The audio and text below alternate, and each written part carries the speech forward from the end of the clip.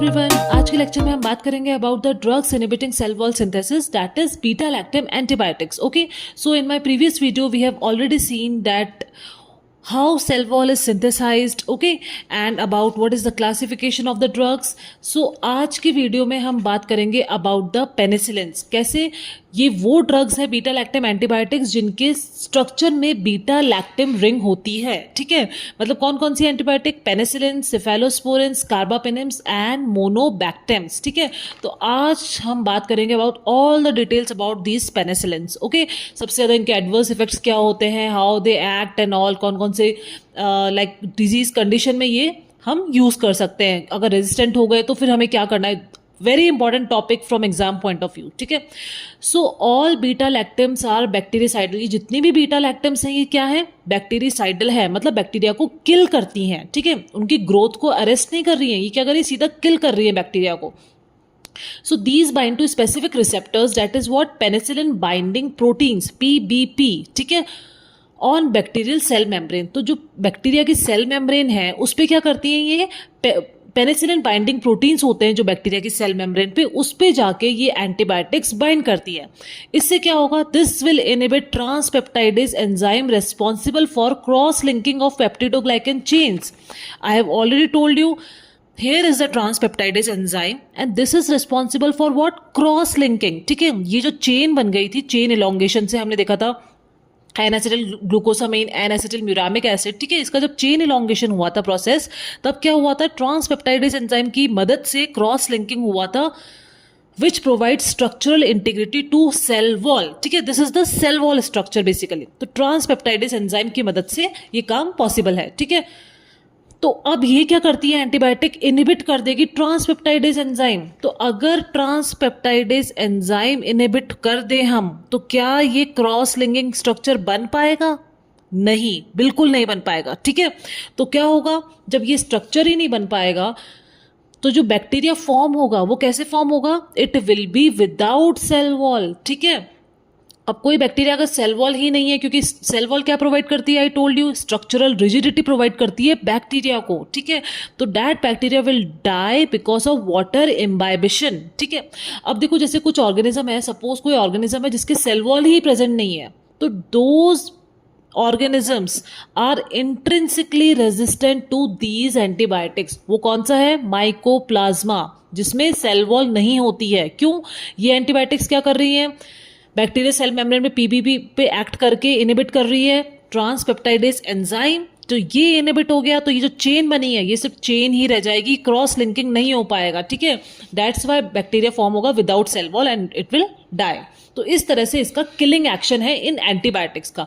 ये हमने देख लिया, ये समझना बहुत जरूरी है. इसी से आपको आगे समझ में आएगा कि how these organism become resistant. ठीक है, अब हम स्टार्ट करते हैं पेनिसिलिन्स. ठीक है, तो penicillin G is commercially obtained from what? Penicillium chrysogenum. Only naturally occurring penicillin is penicillin G. All others are what? Semi synthetic. ठीक है, chemical alteration of natural penicillin से हम गेन करते हैं किसको? सेमी सिंथेटिक को. बट अब क्या प्रॉब्लम आई हमारे साथ कि इसकी क्या है? क्लिनिकल लिमिटेशंस है इनकी. क्लिनिकल लिमिटेशंस क्या है नेचुरली अकरिंग पेनिसिलिन की?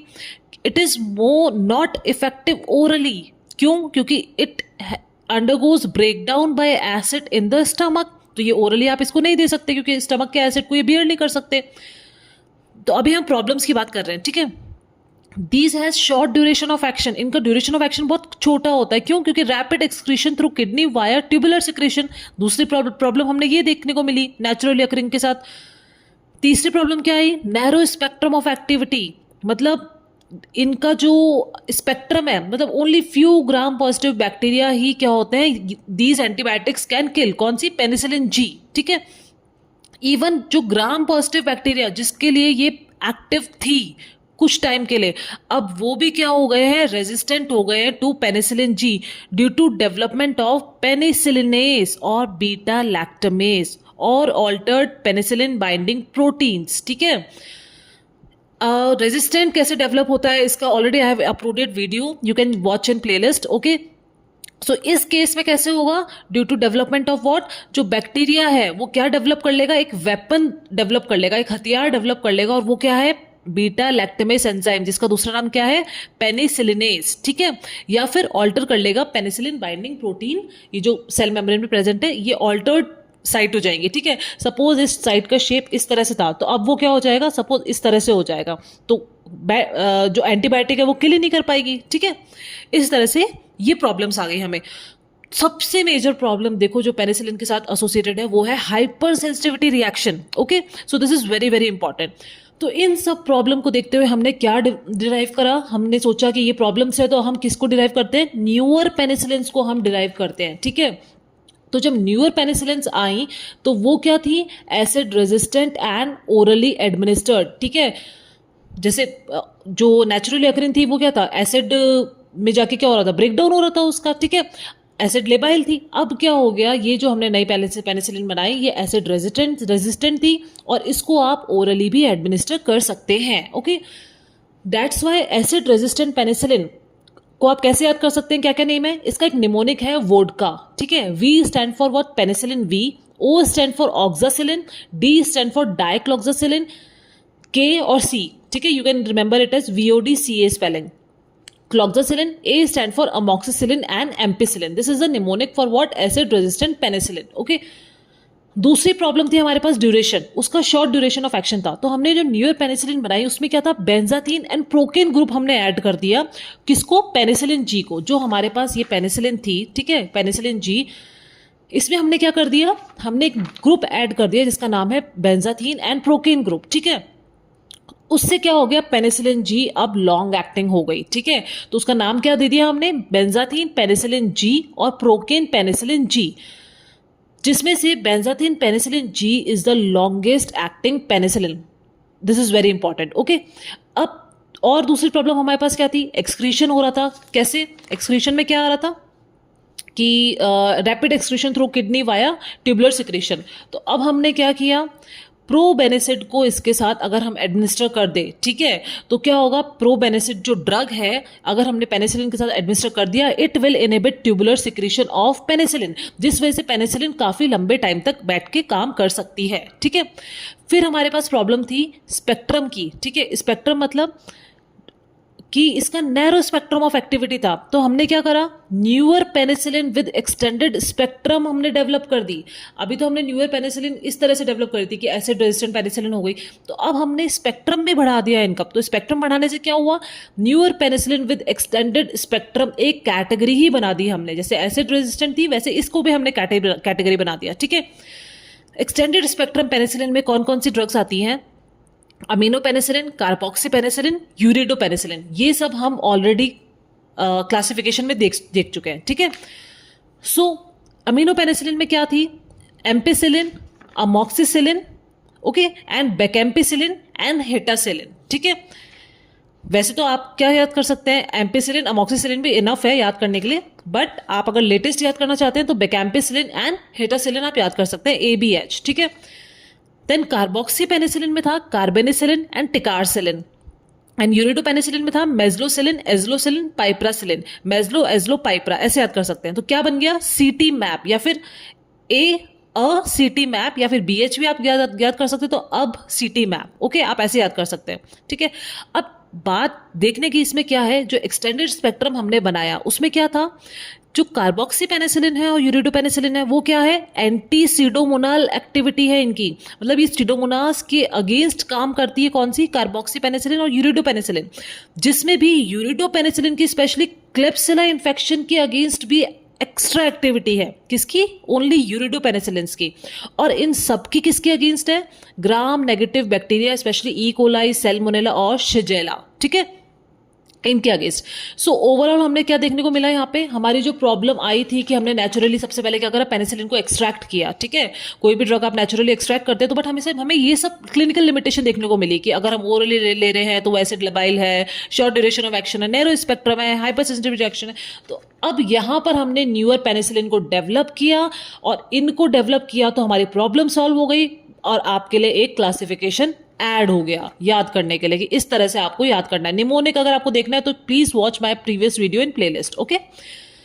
Also one more thing to note is that penicillins have wide therapeutic index, a high initial dose can be use, ठीक है। इनका थेरापेटिक इंडेक्स देखो, स्पेक्ट्रम ऑफ एक्टिविटी अलग है, ठीक है, कि कितने कौन से ग्राम पॉजिटिव बैक्टीरिया को किल कर रहे हैं या ग्राम नेगेटिव को कर रहे हैं, किसको कर रहे हैं।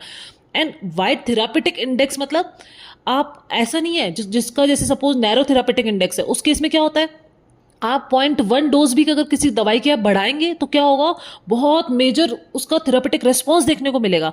यहाँ पर क्या है, इसका वाइड थेरापेटिक इंडेक्स है, मतलब अ हाई इनिशियल डोज में आप इसको यूज कर सकते हैं इस एंटीबायोटिक को, ठीक है।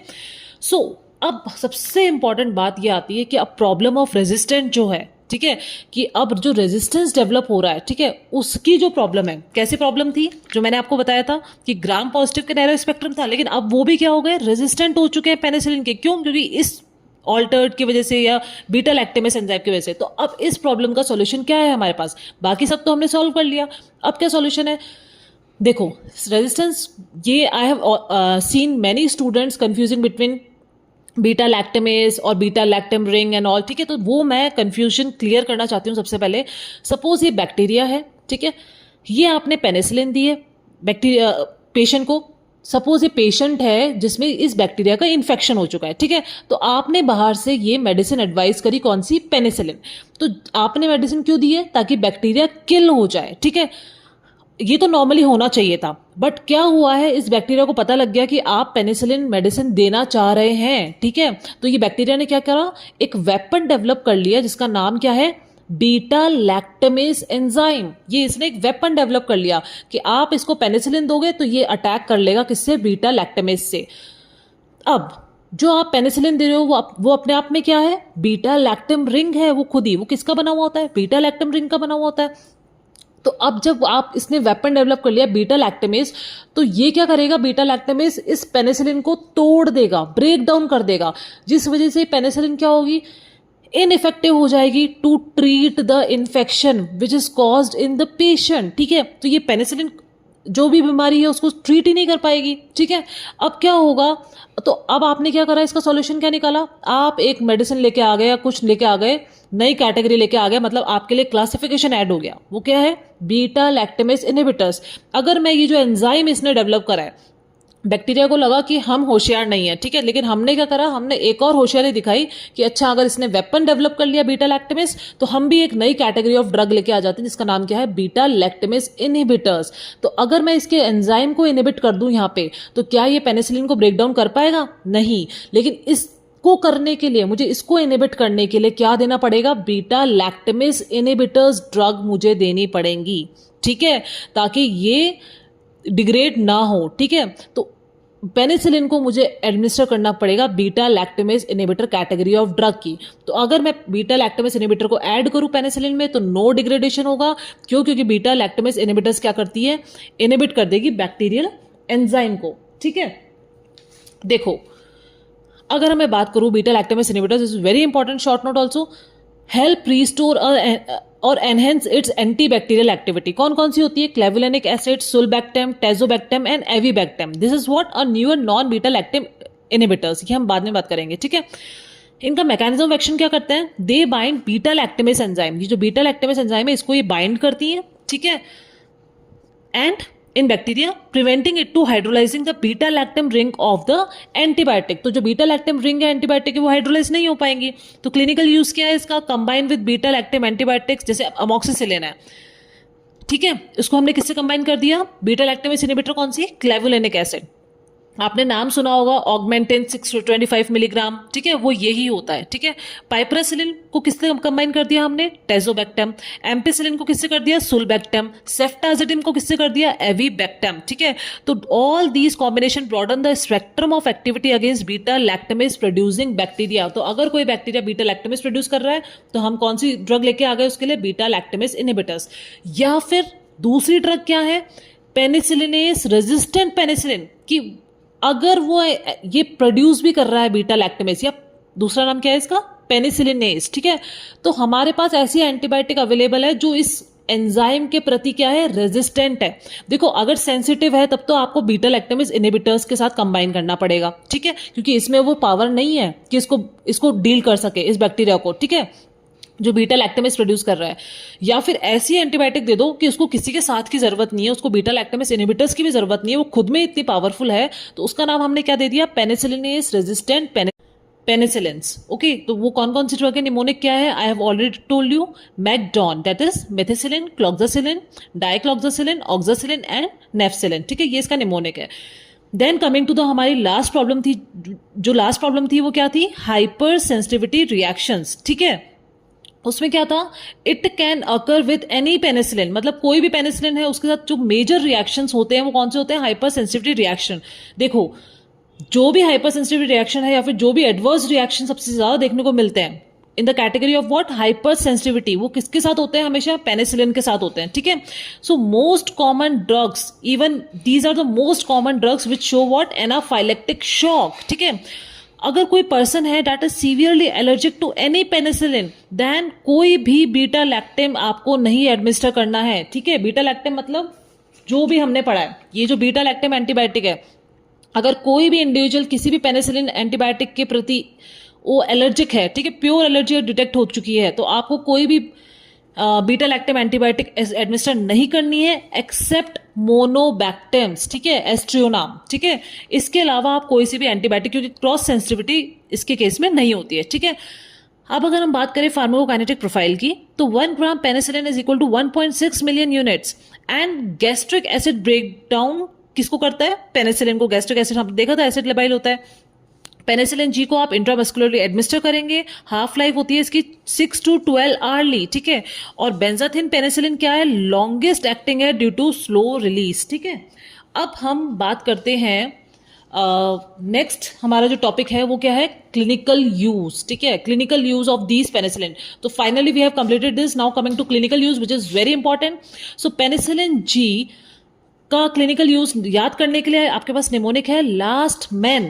ठीक है, लास्ट मैन कैसे, L for leptospira, A for actinomyces, S for streptococcus, T for treponema, and treponema में क्या आ जाएगा, syphilis and yaws, and T for also stand for tetanus that is gas gangrene, M for meningococcus, A N for anthrax. ठीक है, देखो ये जो S से है, स्टेप्टोकोकस, स्टेफाइलोकोकस, ये क्या है, नॉन पेनिसिलिनेस प्रोड्यूसिंग। ठीक है, दीज आर दोज ऑर्गेनिज्म। ठीक है, तो क्लिनिकल यूज है इन सब डिजीज में, इन सब बैक्टीरियाज में। ठीक है, और you can see all these organisms. So penicillin G is effective against anaerobic bacteria except bacteroides. ठीक है, ध्यान रखना एनारोबिक बैक्टीरिया के प्रति भी काम करता है। ठीक है, बाकी ये सब बैक्टीरिया तो है ही। ठीक है, अब देखो सिफिलिस का I want to explain in detail, थोड़ा सा हम डिटेल में बात करें अगर सिफिलिस में, क्योंकि इसका बहुत ज्यादा रोल है पेनिसिलिन का।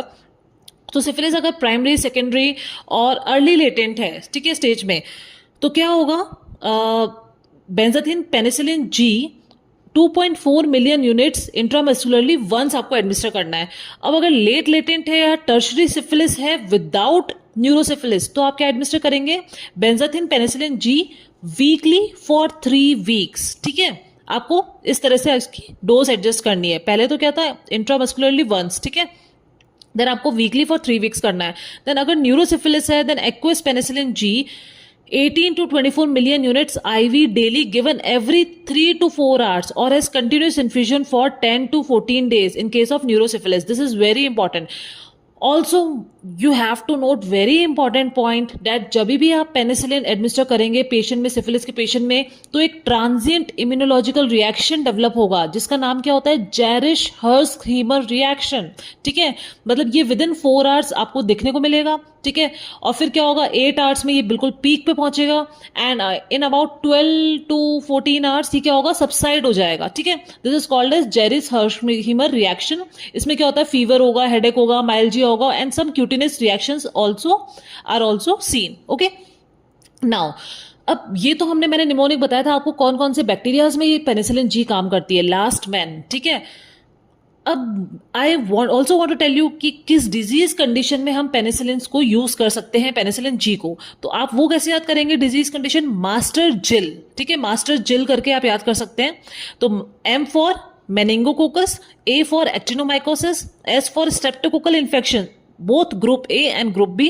T for tetanus, E for endocarditis मतलब viridans streptococcal endocarditis, R for rat bite, G for gas gangrene, Y for yaws and L for leptospirosis. Okay.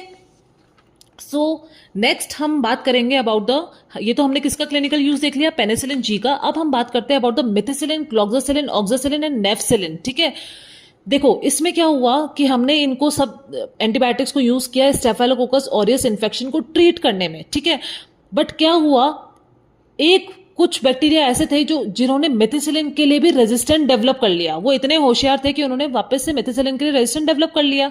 क्यों? Due to formation of alternating penicillin binding protein that have less affinity for the drug. ठीक है, इसने भी क्या किया, alternated PBP sites बना ली. तो उस बैक्टीरिया को हमने क्या नाम दे दिया, MRSA, मतलब मेथिसिलिन रेजिस्टेंट स्टेफाइलोकोकस ऑरियस. ठीक है, so also resistant to all beta lactam drugs. ठीक है, not methicillin, also to all drugs. तो इसका ट्रीटमेंट करने के लिए हम कौन सी ड्रग लेके आए, वेनकोमाइसिन, की हम आगे पढ़ेंगे, और ट्रिकोप्लेनिन. ठीक है, हमने ट्रीट किया, बट क्या किया, बैक्टीरिया फिर से होशियार निकले. उन्होंने क्या करा, वेनकोमाइसिन के प्रति भी वापस क्या कर लिया, रेजिस्टेंट डेवलप कर लिया. हम अगर कुछ हमारा एक वेपन ला रहे हैं तो बैक्टीरिया खुद का वेपन तैयार करके खुद हमारे वेपन को क्या कर रहा है, डिसॉल्व कर रहा है, ये समझ लो.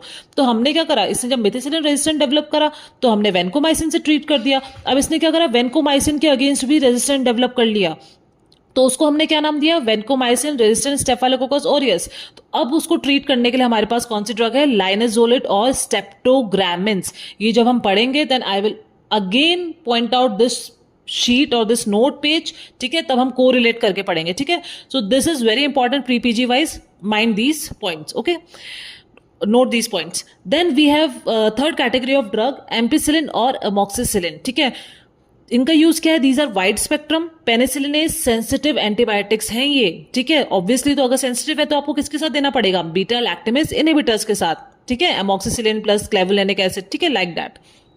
ये एक्ट करती है किसके अगेंस्ट, एक्टिविटी है like gram positive enterococci, listeria, haemophilus organism. Okay, activity is enhanced when these are combined with what, beta lactamase inhibitor like sulbactam, clavulanic acid. These you have already seen, and these are drug of choice for what, listeria, meningitis and UTI especially caused by E. faecalis. ठीक है, अब हम बात करते हैं about the drug category which is सीटी map. सीटी map मतलब कौन सी ड्रग है, जो एंटी सुडोमोनाल है, कार्बेनिसिलिन, टिकारसिलिन, मेजलो, एजलोपाइप्रा. ठीक है, इनके बारे में अगर बात करें, मैंने बोला एंटी सुडोमोनाल पेनिसिलिन है ये. These are active against what, gram negative rods, and these are also used with beta lactamase inhibitors and aminoglycoside. This is another category of drug. How these, जैसे हम बीटा लैक्टेम एंटीबायोटिक पढ़ रहे हैं, these act by inhibiting cell wall synthesis. तो aminoglycosides का अलग तरीके से काम करने का तरीका है. ठीक है, वो हम आगे सब कोरिलेट करके पढ़ेंगे. ठीक है, सबसे पहले हमें यहां ध्यान देना है. फिर उसके बाद क्या है, एंटी सिडोमोनाल हो गया. और जो मेजलो एजलोपाइप्रा है वो वो कैसे काम करती है, मेजलो एजलोपाइप्रा स्पेशली क्लिप्सिला के अगेंस्ट भी एक्टिव है. ठीक है, last but not the least but very important is adverse reaction. इसका mnemonic I have made mind ship NH. Ship कहां पे चल रही है, नेशनल हाईवे पे चल रही है, ऐसे याद कर लो. तो माइंड शिप NH. ठीक है, M stand for what, maculopapular skin rash, and I stand for infectious mononucleosis. ये किसकी वजह से होता है, एम्पिसिलिन.